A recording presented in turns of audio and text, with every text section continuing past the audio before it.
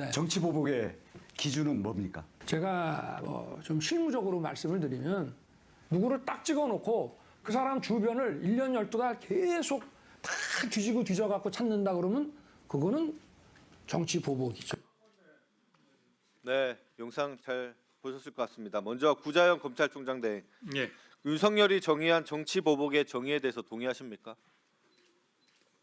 동의라기보다도 어떤 말씀을 이야기한지에 대해서는 이해하고 일반론적인 건 묻는 것입니다. 누구를 한 명 딱 찍어놓고 1년 12달 내내 주변을 뒤지고 뒤져서 기소하면 그 정치 보복이라 볼 수 있죠. 적절한 수사 방식은 아닙니다.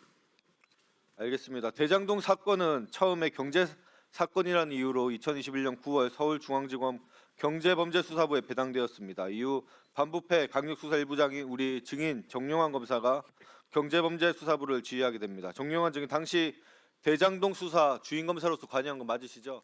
주인 검사라는 표현보다는 1차 수사팀의 그 1수사팀 팀장이었습니다. 1수사팀의 팀장이었죠. 그렇습니다. PPT 보시겠습니다. 네. PPT. 네. 1기 수사팀은 유동규와 남욱, 김만배 등을 조사하고 2021년 11월 당시에 이재명 대통령의 배임을 입증하기 어렵다라고 공식 발표했습니다. 이 발표 아십니까?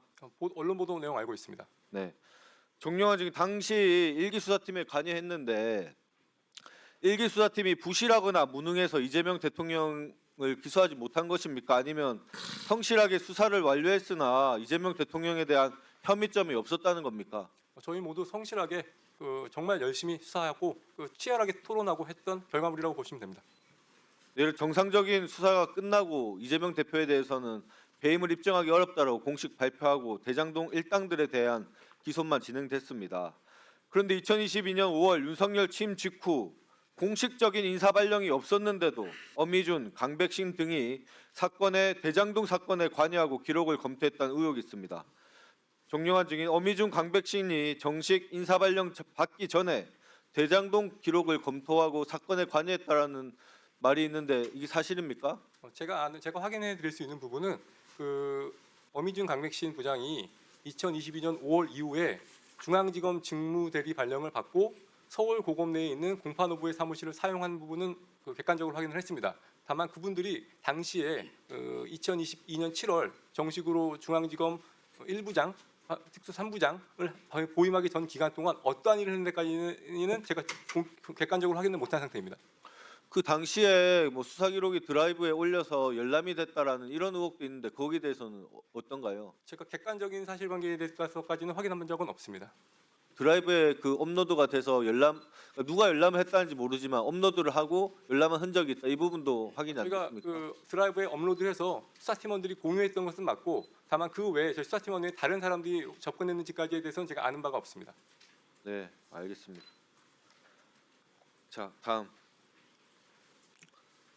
자, 저희가 들은 바에 의하면 엄희준과 강백신이 먼저 정상적인 인사 발령도 전에 지금 서울중앙지검의 직무대리로 와서 수사의 기록을 검토했다라는 제보가 있습니다. 엄희준 검사가 누굽니까? 윤석열 검찰총장 당시 대검찰청 수사지휘과장으로 윤석열을 보좌한 대표적인 친윤 검사이자 한명숙 전 총리 사건 모해 위증 의혹이 있는 당사자입니다. 강백신 검사도 박영수 특검에 파견되어 윤석열, 한동훈과 함께 일한 대표적인 친윤 검사입니다. 특히 강백신은 조국 일가 표적 수사의 장본인이며 울산 고래고기 환부 사건 그리고 김기현 형제 토착비리 수사 무마 의혹까지 받는 당사자입니다. 다음 PPT. 이들이 정식 인사 발령 이후 언론도 중앙지검 반부패 1, 2, 3부장이 윤석열 사단으로 대대로 물갈이됐다고 보도하고 대장동 사건을 사실상 재수사한다고 보도하기까지 했습니다. 1분만. 예, 이렇게 1차 수사로 어느 정도 완결된 수사에 관해서 기존 수사팀을 전체 물갈이하고 이렇게 뒤집는 수사를 어떠한 새로운 혐의가 없음에도 수사를 진행하는 것이 검찰이 늘상 해오던 방식입니까?